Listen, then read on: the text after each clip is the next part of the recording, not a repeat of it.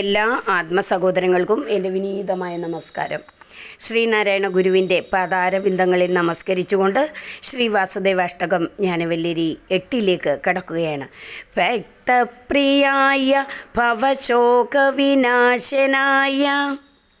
മുക്തിപ്രദായ മുനിവൃന്ദ നിഷേവിതായ നക്തം ദിവം ഭഗവതേ നദിരസ്മതീയ ശ്രീഭൂപതേ ഹര ഹരേ സകലാമയം മേ.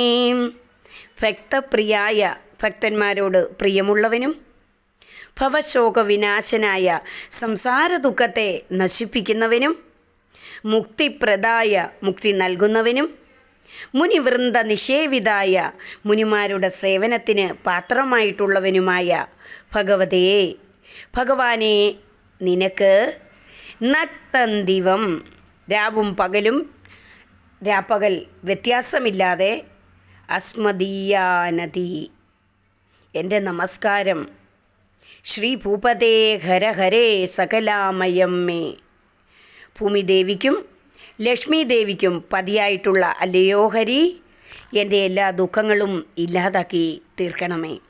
ഭക്തന്മാരോട് പ്രിയമുള്ളവനും സംസാര ദുഃഖത്തെ നശിപ്പിക്കുന്നവനും മുക്തി നൽകുന്നവനും മുനിമാരുടെ നിരന്തരമായ സേവനത്തിന് പാത്രമായിട്ടുള്ളവനുമായ ഭഗവാന് രാപ്പകൽ വ്യത്യാസമില്ലാത്ത തരത്തിലുള്ള എൻ്റെ നമസ്കാരം. ശ്രീപതിയും ഭൂപതിയുമായിട്ടുള്ള അല്ലയോ ഹരി, എൻ്റെ എല്ലാ ദുഃഖങ്ങളും ഇല്ലാതാക്കി തീർക്കണമേ. ഭഗവാൻ ഭക്തന്മാർക്ക് പ്രിയപ്പെട്ടവനാണ്. സന്മയനും ചിന്മയനും ആനന്ദമയനുമായ ഭഗവാനെ സ്വാത്മതത്വമായി അനുസന്ധാനം ചെയ്യുന്നത് തന്നെയാണല്ലോ ഭക്തി.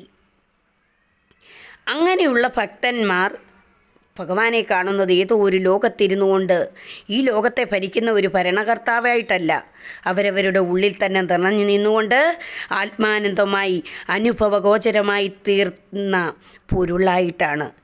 അങ്ങനെ ഏറ്റവും അടുത്തിരുന്നു കൊണ്ട് അവരവരായി തന്നെ ഇരുന്ന് കൊണ്ട് ആനന്ദാനുഭവമായി പ്രകടമായി തീരുന്നതിനെ വേണം പ്രിയഭാവത്തിൻ്റെ പരമകാഷ്ടമായി നാം കരുതേണ്ടത്.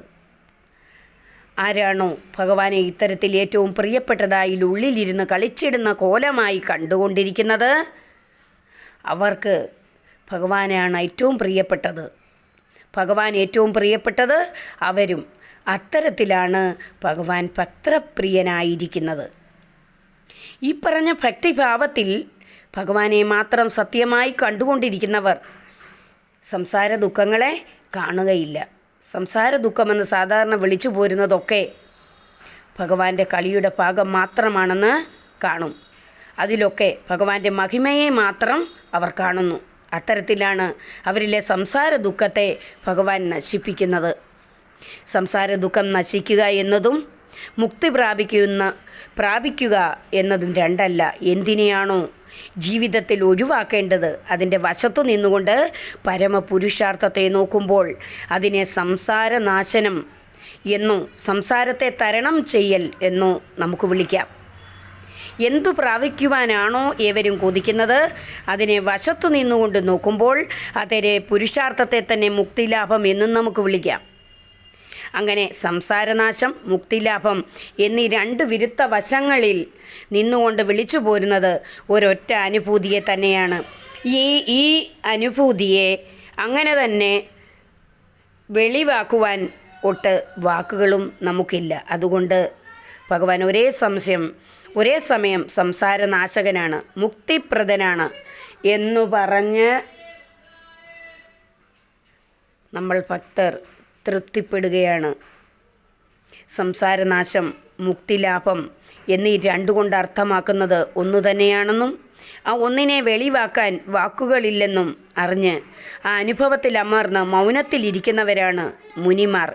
അങ്ങനെയുള്ള മുനിമാരെല്ലാം ഉള്ളിലിരുന്ന് കളിച്ചിടുന്ന കോലമായി ഭഗവാനെ കണ്ടുകൊണ്ടും സേവിച്ചുകൊണ്ടും വർത്തിക്കുന്നു. അങ്ങനെയുള്ള ഭഗവാനെ തന്നെ നമ്മൾ ഓരോരുത്തരും നിരന്തരം നമിക്കുന്നു. രാപകലെന്ന വ്യത്യാസമില്ലാതെ നമിക്കുന്നു. ശ്രീപതിയും ഭൂപതിയുമായിട്ടുള്ള അല്ലയോ ഹരി, എൻ്റെ എല്ലാ സങ്കടങ്ങളും ഇല്ലാതാക്കി തീർക്കണമേ. ശ്രീ വാസുദേവാഷ്ടകം ജ്ഞാനവല്ലരി 8 അർത്ഥവിവരണം ഇന്നിവിടെ സമാപിക്കുകയാണ്. ഒരിക്കൽ കൂടി ജ്ഞാനവല്ലരിയിലേക്ക് പോകാം. ഭക്തപ്രിയായ ഭവശോകവിനാശനായ മുക്തിപ്രദായ മുനിവൃന്ദനിഷേവിതായ നക്തം ദിവം ഭഗവതേ നതിരസ്മദീയ ശ്രീഭൂപതേ ഹര ഹരേ സകലാമയം മേം. ശ്രീ വാസുദേവാഷ്ടകം ജ്ഞാനവല്ലരി 8 അർത്ഥവിവരണം ഇന്നിവിടെ സമാപ്തമാകുന്നു. എല്ലാവർക്കും ഹൃദയം നിറഞ്ഞ നന്ദി. നമസ്കാരം.